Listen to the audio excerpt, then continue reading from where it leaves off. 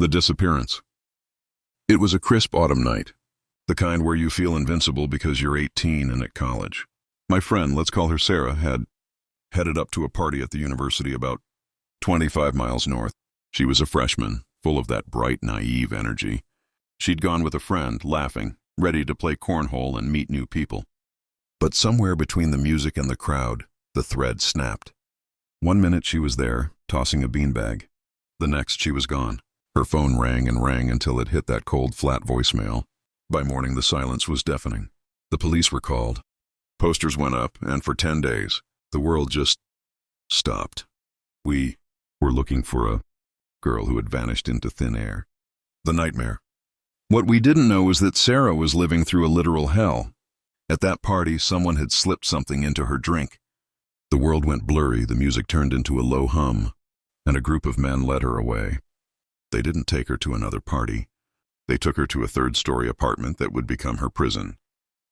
For over a week, they kept her drugged, even injecting her with heroin, to keep her compliant and broken. She was trapped in a small dark room with nothing but a bucket. When she wasn't being used, she was locked away like an object. But here's the thing about Sarah. They could break her body, but they couldn't kill the part of her that wanted to go home. The leap. On the 10th day, Sarah saw a sliver of an opening. She managed to convince one of them to let her use the actual bathroom to clean herself. It was a gamble. She turned the shower on full blast to mask the sound. She looked at the window. It was small, high up, and 3 stories above the concrete. She didn't hesitate.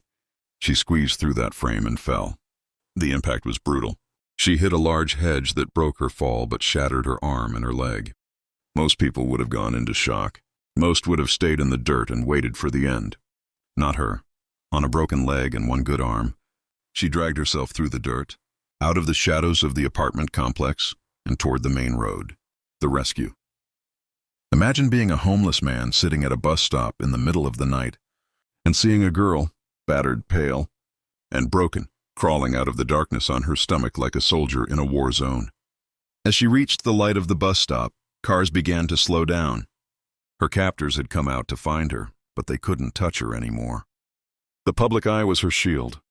The police arrived, and the nightmare of the room ended, though the nightmare of the memory was just beginning. The aftermath. They caught them, all 3 of them. Surveillance footage from the area led the police right back to that 3rd-story window. It took Sarah 2 years to come back to school. When she did, she wasn't that bubbly freshman anymore. She carried a weight with her and a concealed firearm everywhere she went.